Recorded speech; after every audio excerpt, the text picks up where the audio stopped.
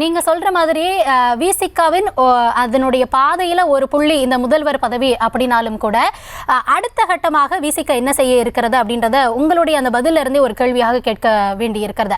2026 தேர்தல் தொண்டர்கள் தரப்பாக இருந்தாலும் சரி, உங்களுடைய தரப்புல இருந்தே நீங்க சொன்னாலும் சரி, விசிக எவ்வளவு தொகுதிகளில் போட்டியிட்டால் நீங்க சொல்ற மாதிரி அந்த கூடுதல் அதிகாரத்தையோ கூடுதல் பிரதிநிதித்துவத்தையோ பெறக்கூடிய ஒரு இடத்திற்கு விசிக நகரும் அப்படின்னு நினைக்கிறீங்க?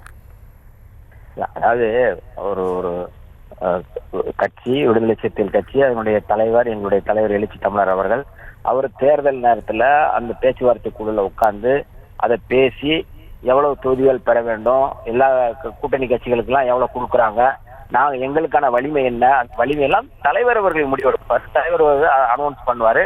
ஆனால் என்னை போன்ற கடைநிலையில இருக்கிற தொண்டர்களுடைய மனநிலை என்ன அப்படின்னா, இந்த முறை 2026ல குறைந்தபட்சம் ஒரு 25 தொகுதிகளாக நம்ம திமுக கூட்டணியில பெற வேண்டும் என்கின்ற ஒரு எண்ணம் கீழ்மட்டத்தில் இருக்கு, எல்லா இடங்களையும் இருக்கு. இன்னைக்கு வலிமையா இன்னைக்கு கூட்டணியில இருக்கிற கட்சி, விடுதலை சிறுத்தைகள் கட்சி எல்லா இடங்களையும் நின்று தமிழ்நாட்டுடைய உரிமைகளுக்காக நிதி பகிர்வா இருக்கட்டும், இந்தி திணிப்பா இருக்கட்டும், அல்லது தொகுதி மறுசீரமைப்பு பிரச்சனையா இருக்கட்டும், அல்லது ஒன்றிய அரசினுடைய மக்கள் விரோத கொள்கைகளா இருக்கட்டும், எல்லாவற்றையும் துணிச்சலாக இன்னைக்கு சமரசம் இல்லாமல் நாடாளுமன்றத்திலும் மக்கள் மன்றத்திலும் இருக்கின்ற ஒரு கட்சி என்றால் அது விடுதலை சிறுத்தைகள் கட்சி தான்.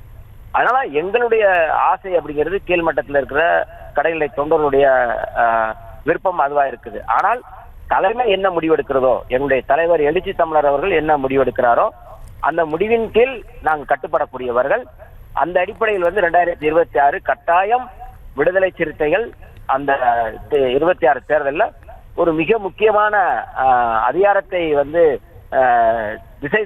அதிகாரத்தை நிறுவக்கூடிய இடத்துல அல்லது அதிகாரத்தை கைப்பற்றக்கூடிய இடத்துல விடுதலை சிறுத்தைகள் கட்டாயம் இருப்போம் என்பதில் எந்த மாற்று கருத்தும் இல்லை.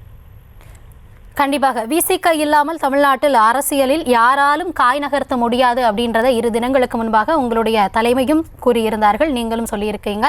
இந்த தருணத்தில் இணைப்பில் உங்களுடைய கருத்துக்களை பகிர்ந்தமைக்கு நன்றி திரு வன்னியரசு.